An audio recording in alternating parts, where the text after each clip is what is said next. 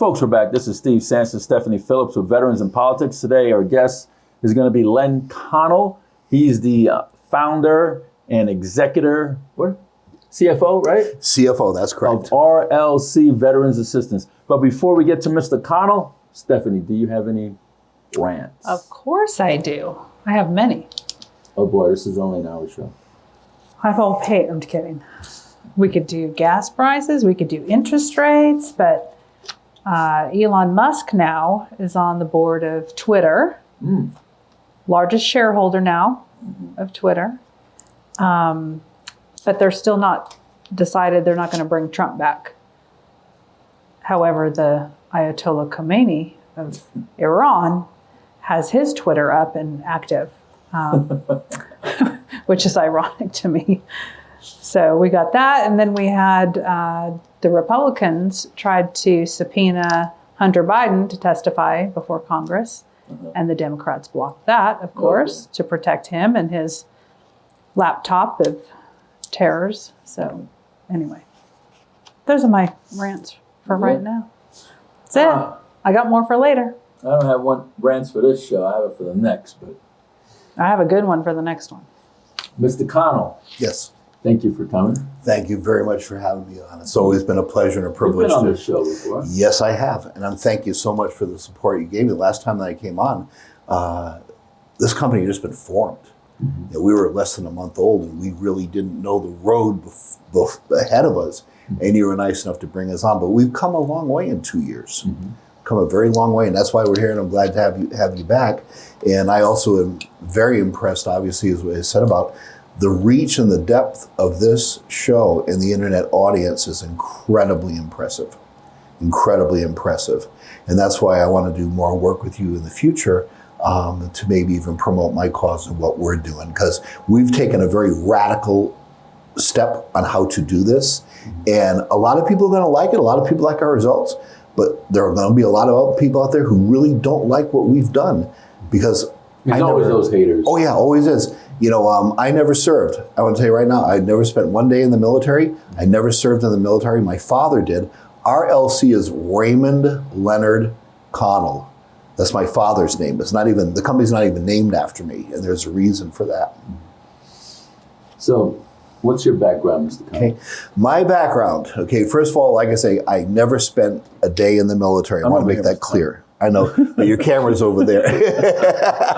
I need to know where to look, but I'm going to look at baby. I like the beard. Yeah, you like that? Yeah, I didn't even recognize you. You know, come in with this beard on and go, hey, by the way, I'm like, oh, God, Steve, what did you do? I've never seen him in a beard, you know? Yeah, a good friend of mine told me I should get a beard. It looks good. Sometimes look over here, too. Oh, absolutely. Okay.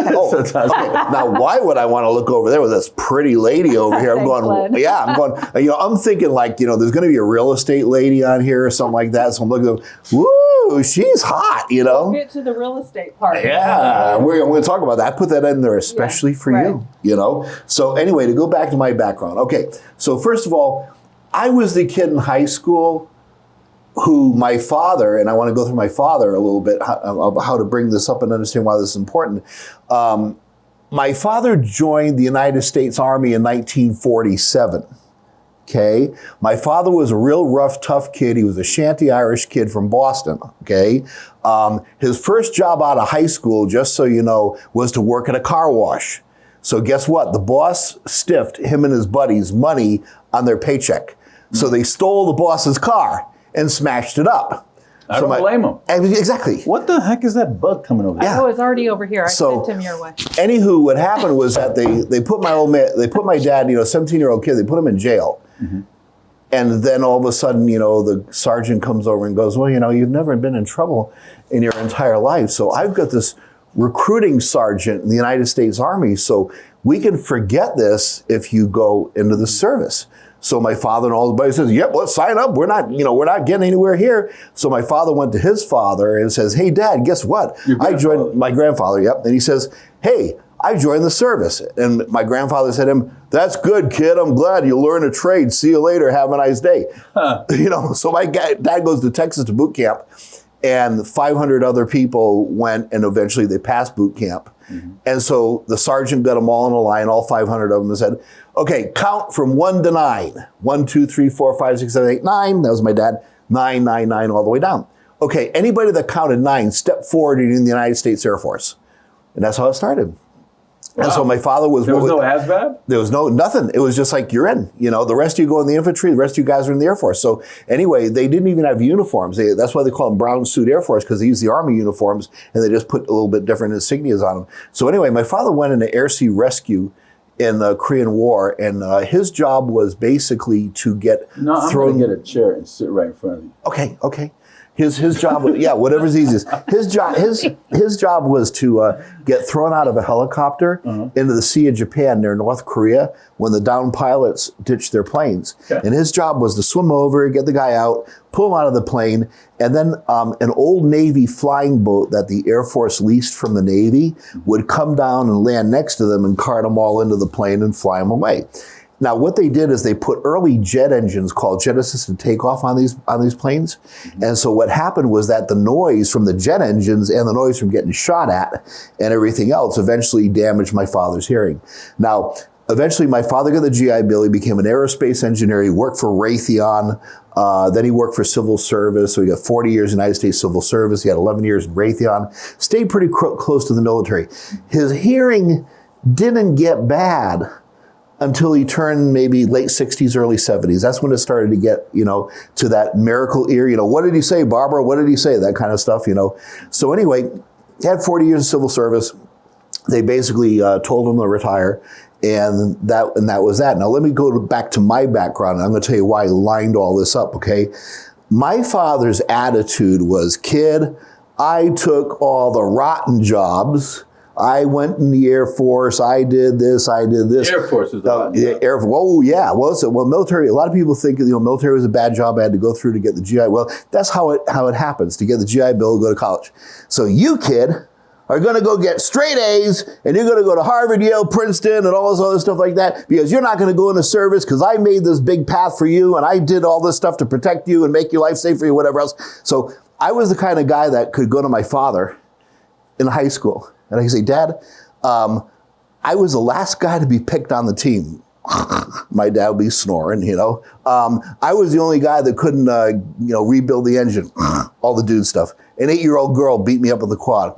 I'm the only guy that didn't get a date for prom, And my father didn't care. His attitude was, you know what? That's not going to get you into University of California, Harvard, Yale, Princeton, whatever else, And I got a B in geometry. You got a B in geometry. I'm going to kill you. That's what I got from my dad, right? How are you going to get in all these schools? You're going to get B in geometry. You're not going to get like that. He woke up for that, huh? Oh, yeah. He woke up for that. Yeah, damn near jumped out. He was like, look, you draw an angle or I'm going to take your head and I'm going to break it into an angle, So I was a flippin' nerd, a loser nerd in high school, but I got straight A's in everything, okay? I was girl repellent, right? But you know what? I went in, I could knock out the SAT, knock all stuff. And, Harvard. You're the guy I paid to do my homework. Yeah, exactly. I helped all the cool kids with their homework, That was my cap and trade, So anywho, all my life, I was a thinking man. Okay, Steve, you're a fighting man. I'm a thinking man. Hey, fighting is an art. You need to think. Oh, you sure do. You sure do, And so when we go into battle, sometimes the fighting man might need the thinking man, just like the thinking man needed the fighting man, because I've never said I could win a war. I've never said I could kill the enemy. He's good at that. He's one of the bravest men I've ever seen. This man's a man of honor. He's done so many heroic things in his town that I can't even count, But sometimes you need the guy, and let's go professionally, right? I got a bachelor's degree, University of California, post-grad UCLA. I was an honors student. I studied international relations in Europe. The guy in my roommate for a time was Ambassador Chris Stevens, the ambassador that was killed in Benghazi. Yeah. He was one of my best friends. I knew him very well when he was in the Peace Corps, okay? So I came back on my MBA from UNLV, speak 2 languages. Then I worked for American Express. What's the languages? French and Spanish and English. Really? Yeah. ¿Habla español? Oui, sí.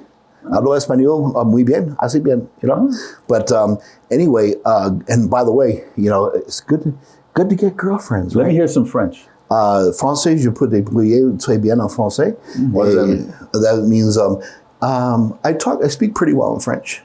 Je me débrouille means, I get along in French. I do pretty good, like that, But anyway, what happened at American Express is that me and another guy, a West Pointer here that worked with us, we were picked to fix American Express, because in the early 1990s, American Express was a broken company. Remember those commercials? We don't take American Express. Remember those? Well, American Express had imploded as a company. Its values were repulsive to society. Everybody wanted to quit. The customers hated them. The vendors didn't want to take American Express cards. So a change needed to be made in all aspects of the company if it was to survive. Visa was killing it. Okay, so I was one of 65 people that were chosen out of 1,000 applicants to fix American Express, basically fix the problems, And so, at UNLV, I also was the one that wrote the proposal to get the School of Engineering, the Howard Hughes School of Engineering put on. I wrote the economic impact study for that, that convinced the legislature to do it. I worked on Wall Street for 8 years, so I worked in very, very high finance. I worked with very, very exacting people with a lot of money. I was able to retire early, age 50. So it was always, take an organization. Anybody here got their MBA, right? You take an organization, a Harvard case analysis study. What's wrong with it? Why doesn't it work? What are the areas that we can fix it? How do we get it back on course? So when I talked to my father, I hadn't talked to him for a long time. He was as deaf as a rock. So he's sitting there watching TV with the captions, yelling at my mother, and my mother's yelling back at him. And I say, Dad, you need a pair of hearing aids. So anyway, we went down to Costco because a friend of mine said you get $2,000 towards the purchase of these hearing aids. And I actually went in very skeptical, because all I ever knew about this process was the VA lies to everybody, nobody gets anything, and the credo of the VA is deny till you die. So I'm thinking it's a big waste of time. So I go down to Costco. This is what's called a seminal moment. It's a pivotal moment, right? It's like, I'm walking this way, you're walking that way. If we never walked that way, we wouldn't have known each other, and all these things wouldn't happen. So I'm going to tell you about the seminal moment, right?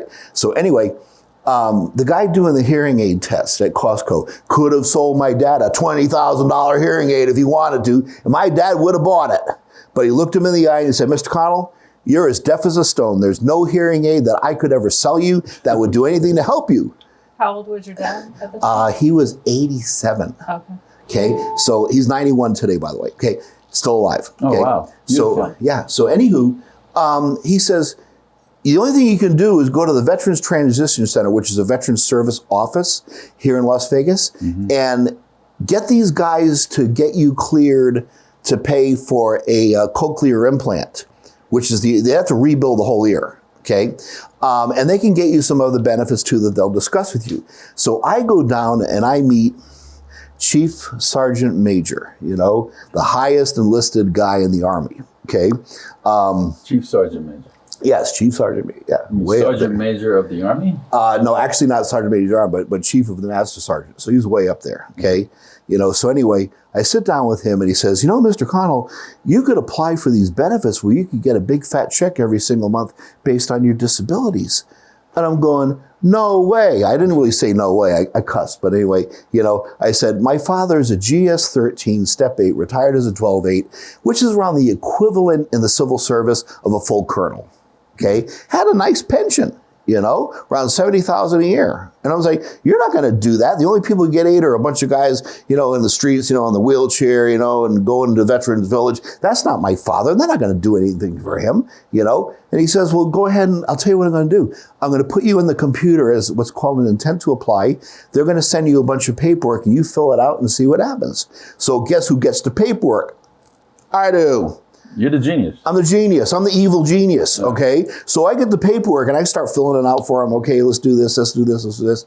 Okay, turn it all back in. Didn't hear anything for 4 months. 4 months later, we got a letter from the VA saying, please report to get your hearing examined. So the only reason I took my father, just so you know, it was next to McDonald's and we could have lunch afterwards. So I said, hey, let's just go. You got to get a good meal. Got to get a good meal, right? So I'm really a skeptic about McDonald's, this. though? Oh yeah, Mickey D. That's but another thing. Okay? That's why my trainer's killing me over at Lifetime. But anyway, Lifetime. Yeah, it's like I better do it, or it's going to be death time. But death time. But in any event, so I take him down on the hearing test. The audiologist does the hearing test, puts him in a booth, flunks the test, gives me one of those. Now, I grab my father at 87 years old, and I pat him on the back, and I say, you know what, old man, what? I hope you live long enough to get your decline letter from the VA. Then we didn't hear anything for 8 months. Why did he wait so long? Why did he wait till 87? Because really, no one tells the veterans on how to get these benefits. Oh. True. It's a broken system. There's no delivery system. In fact, we'll go into that exact question, and I'm glad you brought it up. Once I tell you how he gets the benefits, it'll all fall into place. Okay, so anywho, 8 months goes by, and I'm looking at my father's One Nevada Credit Union account, and magically $35,000 got wired into it, U.S. government. So my father worked for civil service, so I'm thinking, they overpaid him by $35,000. I go to my secretary, hey, where can we ditch this money before they come looking for it? So anyway, take this shit out. Take this out, man. Let's see if we can shift it over to his other account, man. We'll just, let's close this account. Let's go get it. Hey, they'll chase us for a couple of months. We'll plead it for we'll ask for forgiveness. You got the whole thing, right? And literally, this is what it is, So anyway, I look up my computer. I remember I was in the financial services world. I was a broker, and so anyway, I go in the thing and I say, ooh, VA benefits account. So I call up, Leonard, right? Hey, Sergeant, what did I do?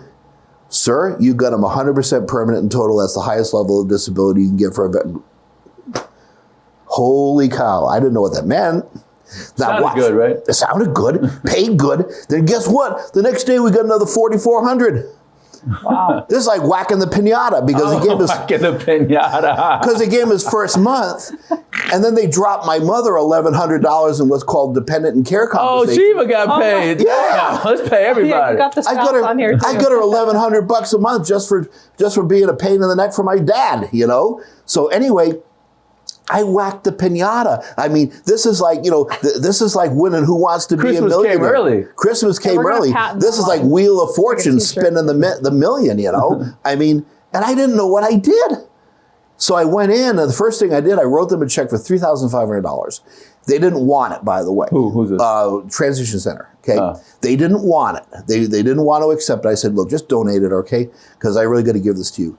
So why did you write a check to them? Because I wanted to thank them so much for telling me about it. And I really felt... You fill out all the paperwork. I did. You should write a check for yourself. I know, but they got me started, So anywho, I gave them $3,500. I really had to give it to them. They didn't want it, okay? So then I had 2 questions. Question number 1, my mother has stage 2 Alzheimer's today, and I take care of her. She's 89 years old. Back then it was stage 1. Wow. So my first question was, my mother has the onset of Alzheimer's. What can the VA do for her? Okay, they didn't know. Okay. Second thing, as a realtor, I hear that you can take $1 and buy a house with this VA mortgage. Okay, so how does my dad do that, and how many times can he do that? Because we want to go buy rentals with this puppy. We want rentals. We want to get some rentals, baby. Like everybody else. Let's get uber rich. Let's get back on that horse again. 2008, far the headlights. Let's do it. So anywho, they couldn't give me an answer for either one. But they could tell me that, the VFW down the street had great hot dogs on Tuesday and great fish on Friday and all sorts of stuff like that. Fried fish on Friday. Fried fish on Friday, man. So anyway, now we're going to go into the thing that you would ask, okay? I'm going to switch gears here, okay? So anyway, my father came up to me, and you got to love my mom and dad. They're better people than I am, But I said, my dad says, Len, between you and me, we're making a couple of $100,000. We could just sit on our rear ends and do nothing for the rest of our lives. And I said, you know what, Dad? Can't do that. Because tell me about it. Can't do that. I mean, look at all that you have given to the veterans that I've followed. I can just stay home and sit on my butt. Every time I walk out of my house, I lose money. That's right. But you know what? You're fighting the good fight. Yeah. This man here is akin to a superhero. Okay? Superhero, absolutely. Like Batman. Absolutely. And, the thing is, you could be in a million places based on your life and what you did in the service, whatever else. You could be in jail. You could be in a gang. That's my first choice. Right? That's your first choice, But this man has this big, far-flung organization that has all this prestige to fight for the rights. And you've been instrumental in getting veterans court set up, special treatment for veterans. I remember, that veteran that got killed by the cops. They did a fire. You got it, Stanley Gibson. The guy that ordered the shoot, he's taking him into the octagon. He says, yeah, I remember that. He said, nobody else is going to give this guy justice. You and me are going to meet mano a mano in the octagon. I don't care. I'm Steve Vincent. I'm coming to get you. And he a lot of people don't remember that. I remember that. And then all the people that are wronged or whatever else, oh, you're picking on him? Why don't you pick on me? Right? Why don't you pick on me? I know this man, That's why I made a vow to you years ago. Whenever you need me for anything, I'm always there. I haven't used that vow yet. You got to use it. Okay. I'm trying to get interest on that damn thing. Absolutely. I would say, if you ask me, I'm there. And I shot at that pinata. So anyway, what ended up happening, I said, Mom, I can't do that. Dad, I can't do that. Because if I figured out how to crack this code, and then I just go sit in my house and go, whoop-de-doo, look at all the money we got, like that. That's not my moral. I got to fix this for other people. Not your moral compass. It's not my moral compass. I mean, I got a gift. I got to use the gift. So anyway, my father goes, you know what? All that money that I got, you take it. And my mother goes, all that money that I got, you take it. Go set up a company. We don't want it either. At you. Yeah. They're like, we don't want it either, So anyway, I took 7 months. And I took these real bright ex-VA lawyers. We traveled all over the country, to find out why is it that 9 out of 10 veterans have no idea how to get these benefits. That is true, okay? And I'm going to lay some statistics. I had no idea. Yeah. So anyway, I went to the Army, I went to the Navy, I went to the Air Force, I went to the Coast Guard. I went to all those conventions you see in the military magazines. I talked to elected officials. And you remember the movie JFK? Okay. Which one? The one that, Kevin Costner was in, and he was the guy that took the guy to trial, and Sissy Spacek was his wife. And then some guy says, that Kennedy thing was all a conspiracy. And he went, And so then he started reading about it, and he's sweating, he's looking at it. That was me every night going all over the country. Because I'm looking at going, did you see that? They did this. Did you see that? They did that, And you could hear Sissy Spacek in the back going, come on over here, honey. You've been up all night, So I literally got like Kevin Costner. It's 4 in the morning. It's a comedy show. And I'm like, did you see what they did over here? Did you see what they did over here? Honey, it's 5 o'clock in the morning. You should be reading like that. People are going to be tuning to think you're a crock. But anyway, he's actually very intelligent. Very intelligent, So anyway, I'm going through all this, and I'm talking to all these different people. And literally, I've got generals talking to me, admirals talking to me, all these people. Oh my God, all these terrible problems we've got. We can't get this done. We can't think that, and we don't know this, and whatever else. And so anyway, I put my hands up 7 months. Got a napkin out in front of my lawyer friends, right? So anyway, this is what we all do. Get your napkin out.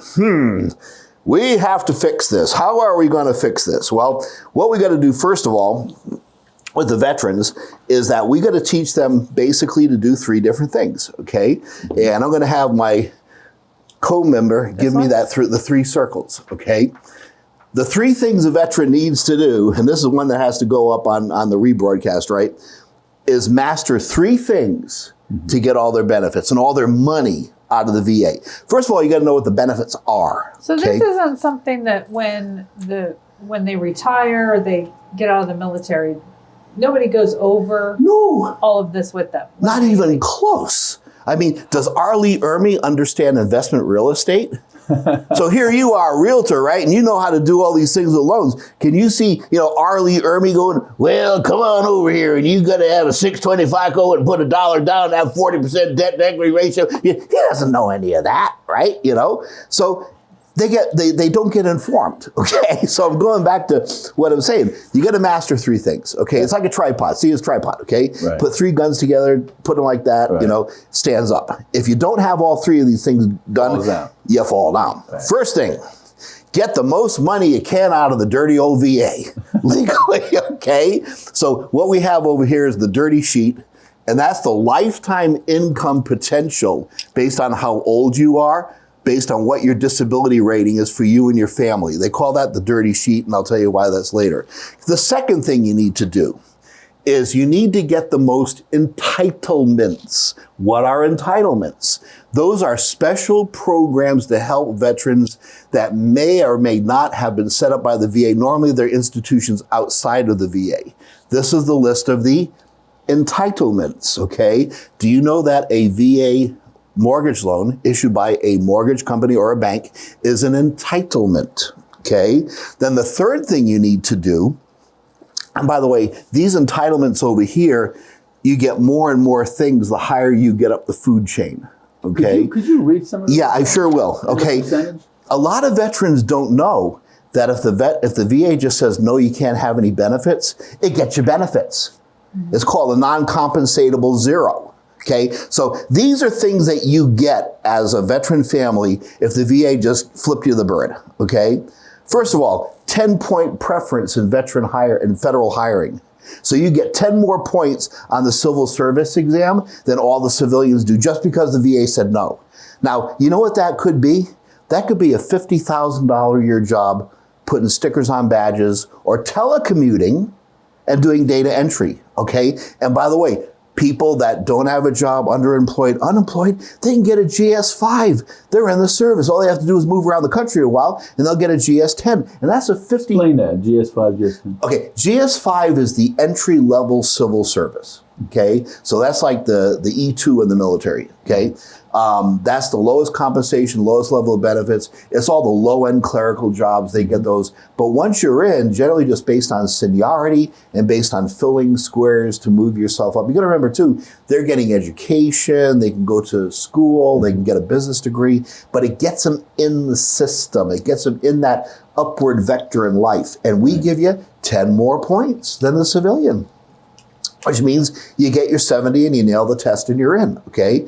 Okay, low-cost healthcare and prescription drugs for service to connected disabilities. Let me tell you what that is, okay? Husbands probably getting benefits at a zero. Wife ain't getting them and kids ain't getting them. So mommy's taking the kids down to the drugstore and the pharmacy and sucking up a $200 copay just because the kids got chicken pox or the flu. Whereas all that veteran would have done is just fill out his paperwork, a non-compensatable zero, and that goes away, okay? Let's keep going, okay? Use of commissaries, exchanges, morale, welfare, and recreation. You don't like your grocery bill right now with inflation? You can go shop at the base, Right. okay? You need to be 100%. No, zero. 0%. Zero gets you into the commissary. You can't get on the base without a... They give you the card. You got a non-compensatable zero. You come to us, we get your card, and you're in. That's all you need. You provide the card. No, actually, the VA provides the card. We know how to fill the forms out. Okay, okay. That's helpful. Yeah. Okay, watch this. Non-urgent care, $30 a visit. Okay. You try to go into a quick care or something like that with a bronze plan or no health insurance, okay, ain't happening. Okay, non-emergency VA condition. Okay, say you're traveling somewhere, right? And you have a heart attack, and they say, "Well, sorry, you're out of plan, you're out of system." Okay, you got that great indemnity plan from your insurance guy because that's all you could afford. Sorry, we got to throw you in a meat wagon and send you back to Nevada. I hope you don't die of your heart attack on the way back. Okay, you know. Okay, and here's the big one. Last but not least, VA dental program. Okay, dental plans in the civilian world, by definition, tend not to pay a lot. Okay, and there's a reason for that. Okay, but anyway. And I hate to say it, folks, but people die. I'm getting serious. People die because they don't know this. And I'm going to give you an example of that, okay? We had a gentleman that had a dishonorable discharge in one branch of service. And then he had an honorable discharge in the other. So no one... the honorable first. No, he got the dishonorable first. And how was he allowed to go in another branch of service? He was because they probably needed people. But what happened was that... What year was this? Vietnam? Yeah, around 20 years ago, yeah. You know. 20 years ago, that was the first Gulf War. Yeah. So no, anyway... 20 years ago, that was the War on Terror. Yeah. So anyway, in any event, he spent one tour of duty and the dishonorable discharge.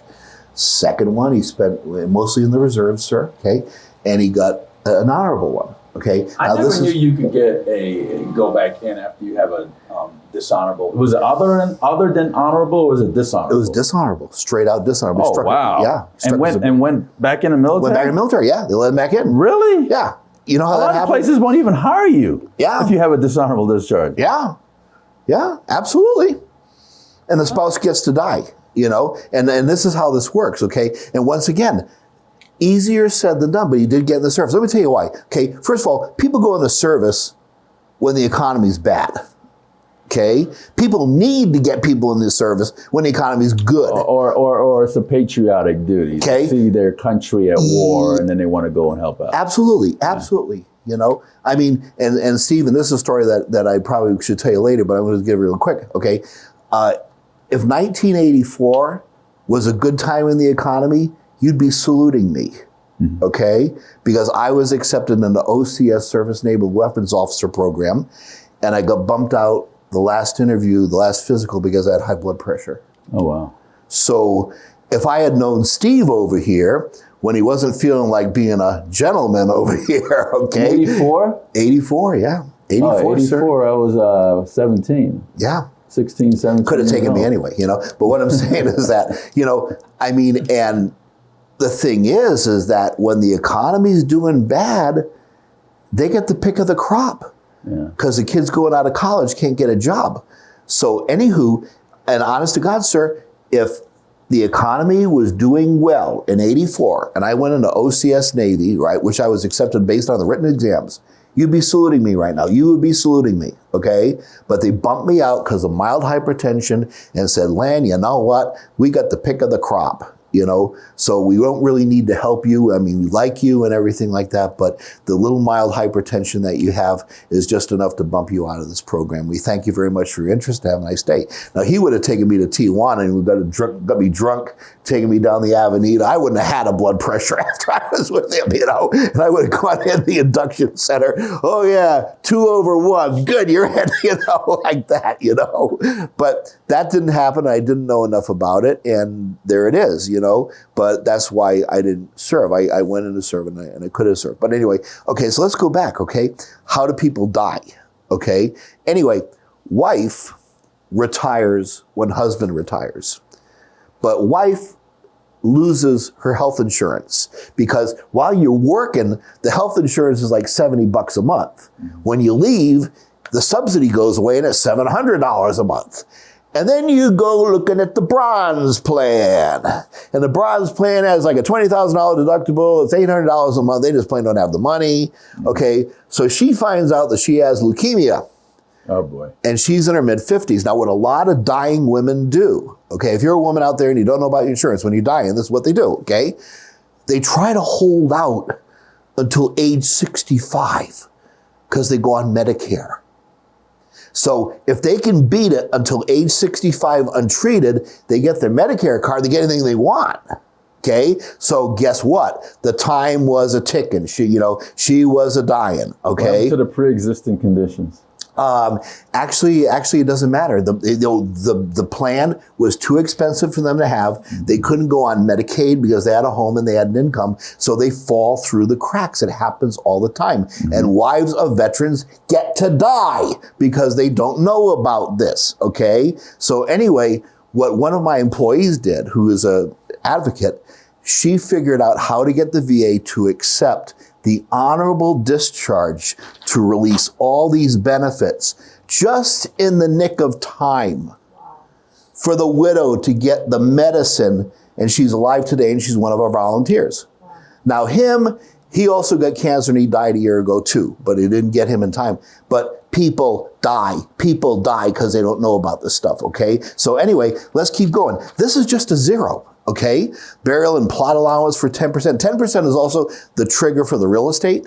Okay, that's when you get the waiver of the VA funding fee. Also, too, you get what's called voc prep training. So if you've been in the military and you don't have a marketable skill in the civilian world, they'll pay for you to go to vocational preparation classes so you can readjust in the civilian workforce. So here's the thing. I'm going to step back a little bit. Why don't people know about this? Okay. the VA tries to keep it a secret, and I'm going to tell you why. Okay,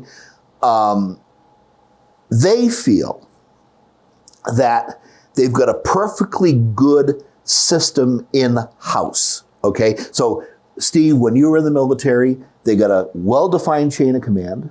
Okay, people your rank at a certain level all acted the same. Okay, I'm going to tell you what I mean by that. Okay, I have a gentleman who's a veteran. He drove a tank. Okay, he drove a tank in the Army. Okay, and he was in Desert Storm. Okay, 3 guys in the tank. You got a gunner, you got a driver, you got a commander. Okay, he knew that when he got in that tank, that gunner was going to do things a certain way. That gunner was going to be a certain kind of guy. Okay, that commander was going to do things a certain kind of way. He was going to be a certain kind of guy. And you know what? If you put him in somebody else's tank next week, the gunner was going to be the same guy, the commander was going to be the same guy. Okay, so they see this uniformity, personality.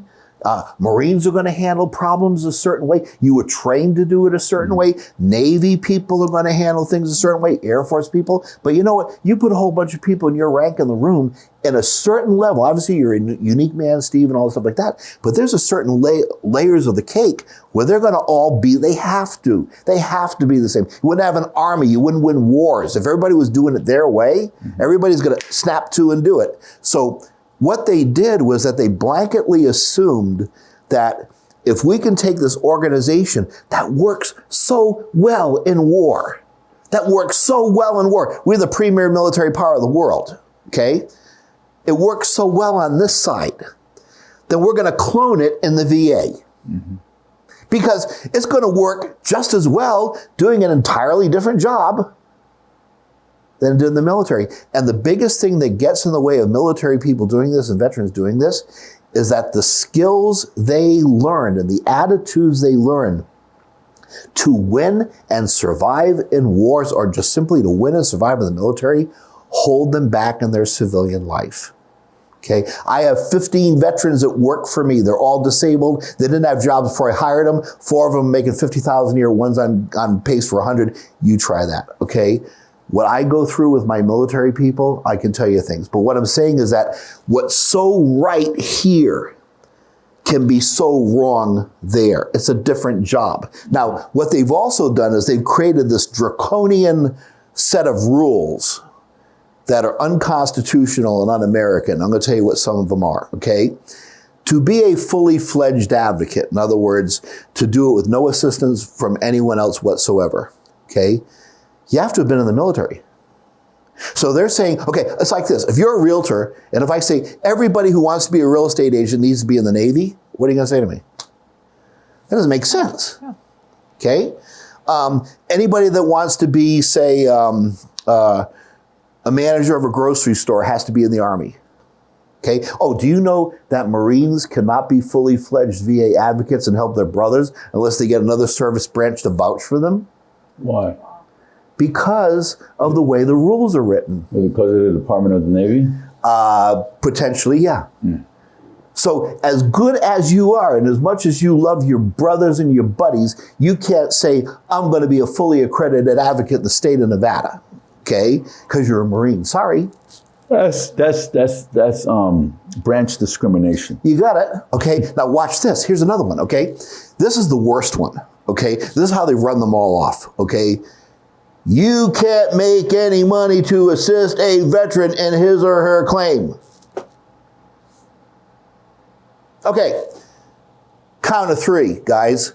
You name me any profession that they don't pay anybody that can help move $380 billion of aid every year to 30,000 people that deserve it and do it competently. Let's hear it. There's a job, but can't make any money doing it. Now, there's a loophole in this. Okay, I'm going to tell you what it is, okay?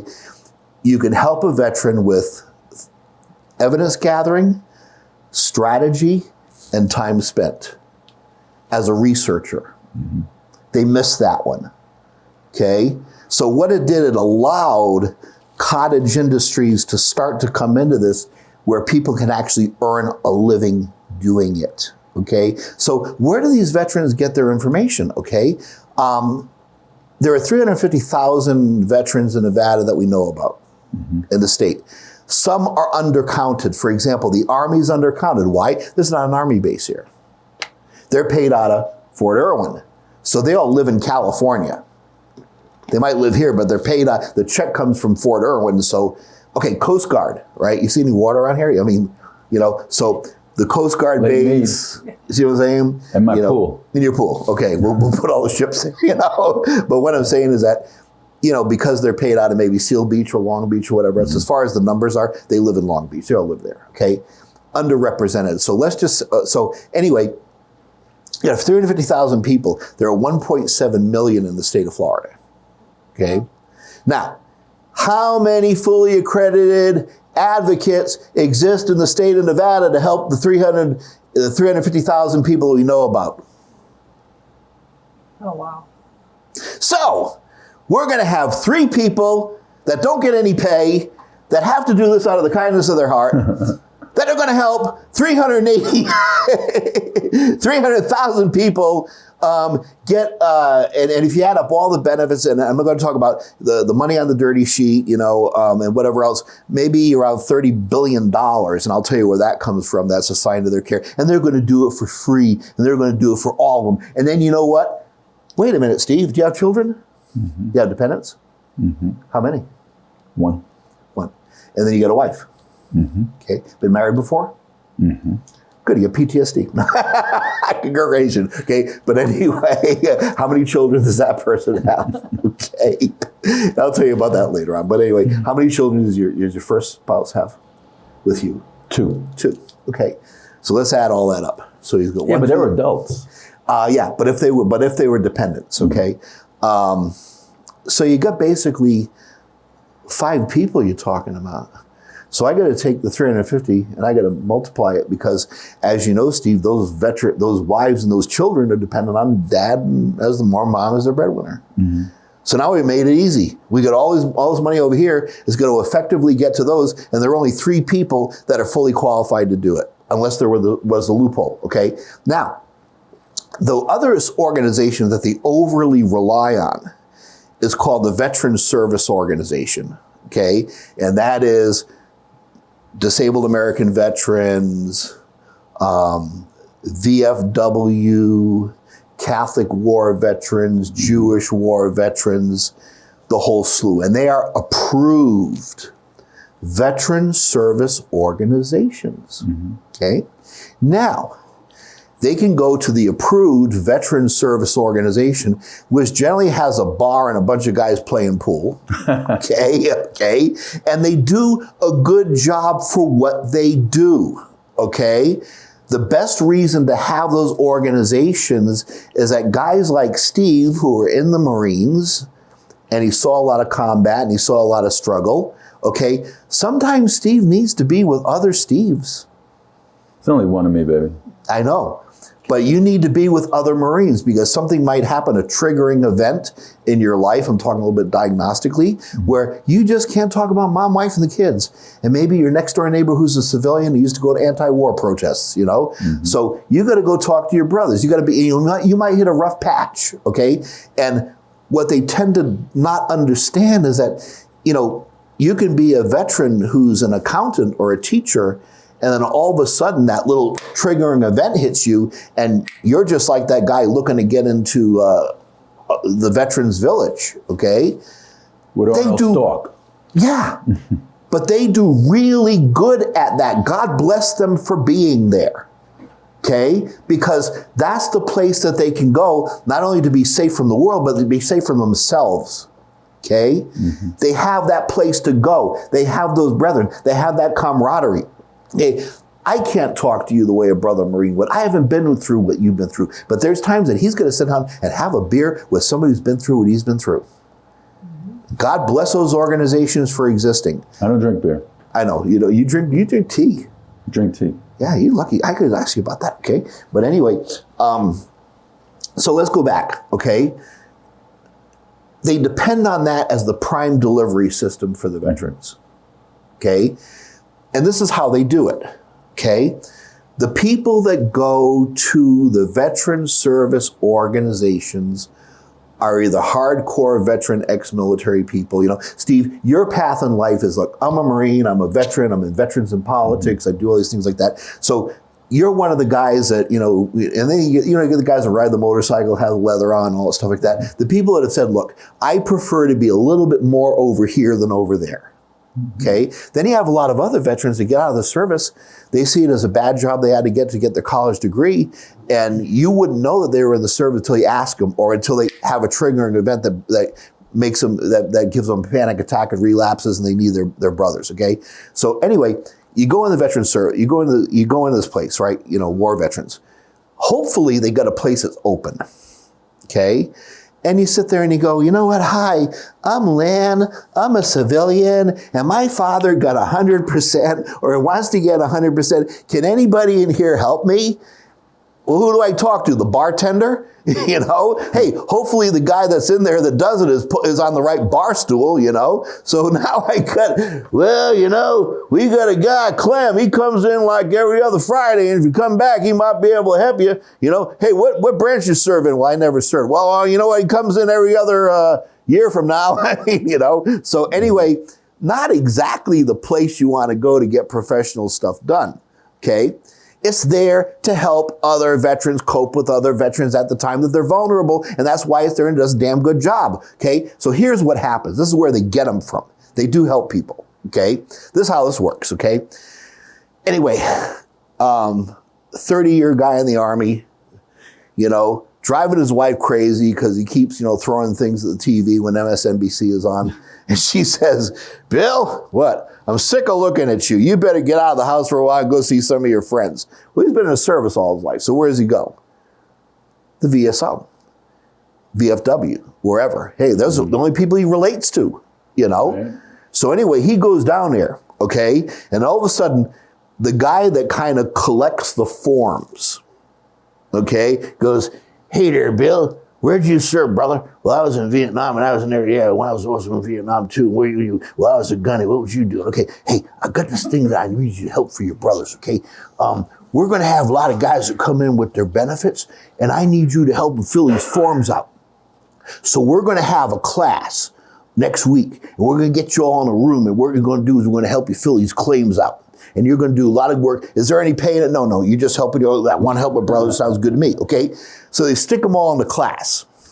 And they go, all right, name, ranch of service, male or female, date of birth, you know, like that. This is how you fill a form out, you know. Did you have any triggering events? Okay. How do those things manifest in your family life? You know, they go through the whole thing. A lot of veterans is not going to answer that question about triggering events. Sure, absolutely, especially now with their family, okay? Mm-hmm. So anywho, what happens is that they're volunteers.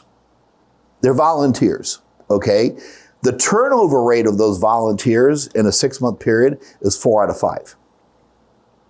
So what ends up happening is that they get all the volunteers, they fill out all the forms to the best of their ability. No quality control or anything like that. They're filling the forms out, getting them in, and they send them to one of the 3 of the accredited veterans in the state of Nevada. And hopefully they're on a hunting trip. And so they get a big stack like this that gets dropped on their desk, and they start stamping them and sending them out.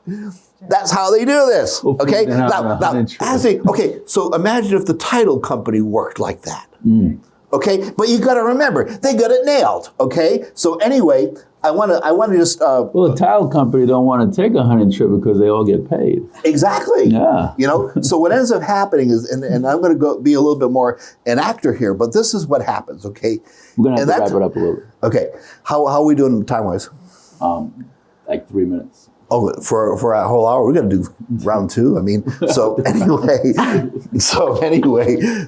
what happens, sir, is that with that VSO and whatever else comes lots of people who've been waiting a year and they haven't heard anything from the VA. Yeah. So the guy comes in, he says, and you'll bear me out on this because I've seen this a million times.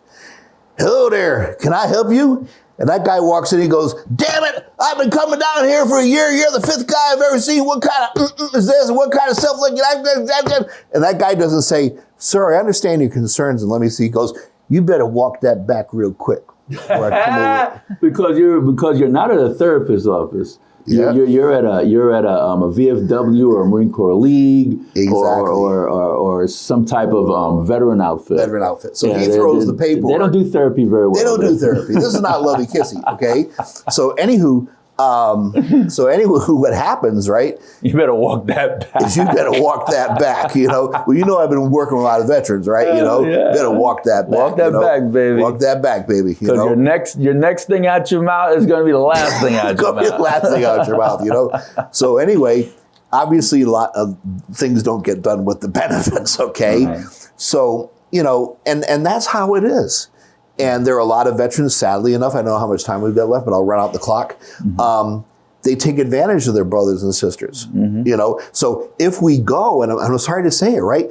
If you want to cheat a veteran, well, you're going to go find yourself one of these places, pull yourself a seat up in the bar, show them a lot of rank and say, hey, brother, I got a bunch of timeshares I want to sell you. Hey, brother, I got an MLM where we're going to sell you some ice cream cones that are going to make you lose 50 pounds, you know? Hey, you know? And so all of a sudden, then the wife, right, the veteran says, hey, you know, we can get all these benefits and all this other stuff like that. So he goes home to the wife.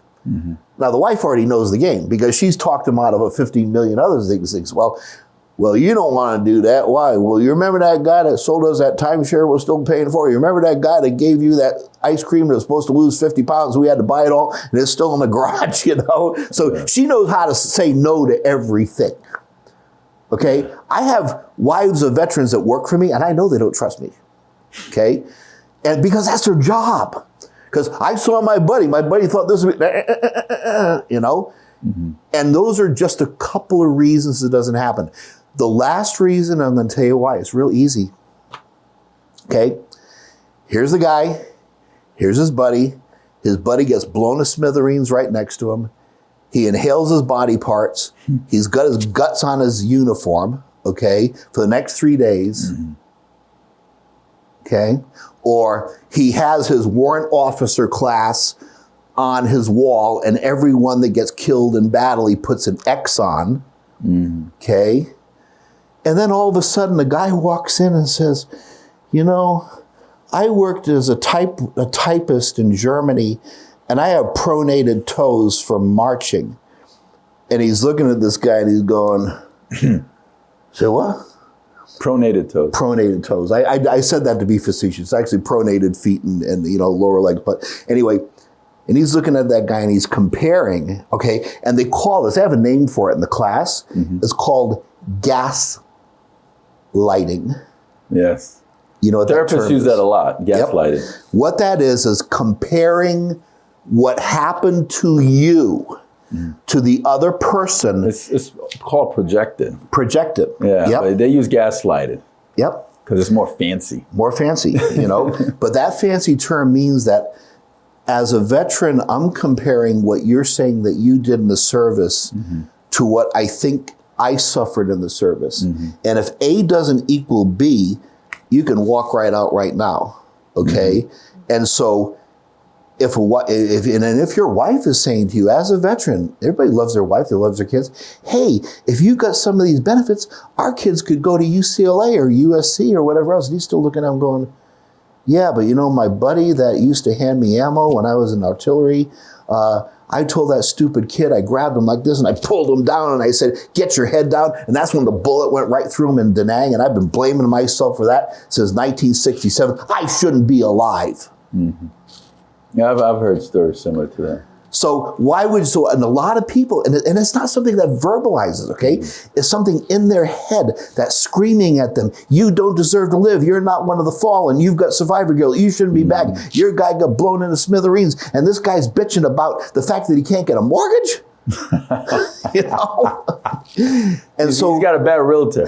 You got a bad loan realtor. officer. And then it gets even worse, and I've seen this, and I hate to say it, women get a real bad rap in the military too, because they walk in, hi, I was a translator in Kuwait, and I speak 7 languages, and I was right next to a burn pit, and I inhaled it, and I had to pay $100,000 for in vitro fertilization, you know? Wow. And the sergeant looks at her and goes, well, what did you expect when you came into this man's army? Yeah. Because he thinks she should have never served. Yeah, I've heard that talk too. See what I'm saying? So the delivery system. But it's a different world now. Yeah. It's not like that like how it used to be.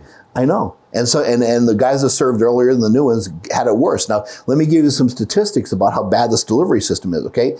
9 out of 10 people don't get them, okay? 98% of them don't get the ones that they qualify for, okay? Now, let's talk about how well veterans do when they get out in the civilian world. If you have to come down. You're going to have to wrap. Okay, so I'm going to wrap it, okay? Vietnam War era veterans, 45% of them became managers or small business owners. Desert Storm, Desert Shield, 4%. Okay? If we don't fix this problem, mommies and daddies aren't going to fall for it anymore. And when the kids come home, they're going to say, Mom, I want to go into service. You want to do what? Because I know I'm going to get you back in 5 to 6 years. You're going to be all blown up and all this other stuff like that, like I see on TV. And you know what? Bathroom attendant and Carl's Jr.'s and graveyard sounds like an opportunity to me. And they're making $14 an hour now. I know they're making better, you know. So if we do that enough, and these words, just so you know, came out of the highest ranking female United States General of the United States Army that I had dinner with, okay? And she said, if this continues, when Vladimir Putin puts his cards up on the table, well, he knows that all the mommies and daddies don't want their kids going to service. Those recruitment numbers come down. What are you going to do? Start drafting people? Can't do that anymore, right? So now he knows, and she from China, Chairman Xi knows, America can't back it up. You know, I thought there was a big difference because when I was in the Marine Corps, we were trained to fight the Russians. Yeah. And there's a big difference fighting, well, I thought fighting the Russians than fighting the Iraqis or the Afghans, right? Yep. But after what Ukraine has done to the Russians, I think it's going to be a piece of cake. As long as they don't play with nuclear weapons, there's a piece of cake. Yep. And you see, we have a strong military. But maybe a couple of years, a little bit more suffering, a little bit more unemployed, a little bit more people, going into alternate courts and all sorts of stuff like that. Well, mommy and daddy aren't going to be looking at that Be All You Can Be commercial and saying, yeah, that's where my kid's going to go, because they know it doesn't work that way. And then what happens to us as a country? Well, France fought very bravely in World War I. For the French, they fought pretty bravely, okay? But you know what happened? They ran out of French. And then they ran out of French that were unwilling to fight because they knew what happened in World War I. So World War II, Hitler just shows up and says, hey, I'm taking over. They say, okay, because they would rather be Hitler's waiter than to get what they got in World War I. Well, it goes even closer to home. I mean, the French were the ones that was in the Vietnam War. That's how we got involved in the Vietnam War. And they surrendered them out. And they surrendered there too. But Mr. Connell, we're going to have to. Okay. Although I really do love this conversation. I appreciate we probably could go a couple more hours with it, but we have to wrap it up. And I'd love to have the privilege of coming in, and maybe what I could do is part 2 on this. And I really trust you to do it, whatever else. And I really thank you for coming. Anybody out there in the service, I just want to say one last thing, okay? Well, I'll let Mark is going to zoom in on you. Okay. And you could give your closing and your point of contact. Okay. Get other veterans to find out who you are. So if anybody wants to see us, we are RLC Veterans Assistants. Our website is www.rlcvet.com. www.rlcvet.com. Our direct number is 702-473-0410. That's 702-473-0410. Thank you so much for being here. And this is probably one of the shows that the guests talk more than the host. Well, she has to come on, so we'll talk about veterans and real estate. You know what I'm saying? And I really thank you guys for talking. Well, I had a radio show for 5 years. I remember that. Yeah. So, Ms. Connell, thank you so much for being on the program. Thank you. Stephanie, thank you so much. Folks, that's Len Connell. He is the CEO and founder of RLC Veterans Assistant. He'll help you get your VA benefits and all that stuff. I mean, call this guy up. He's very knowledgeable. This is Steve Sanson, Stephanie Phillips of Veterans in Politics. Until next time.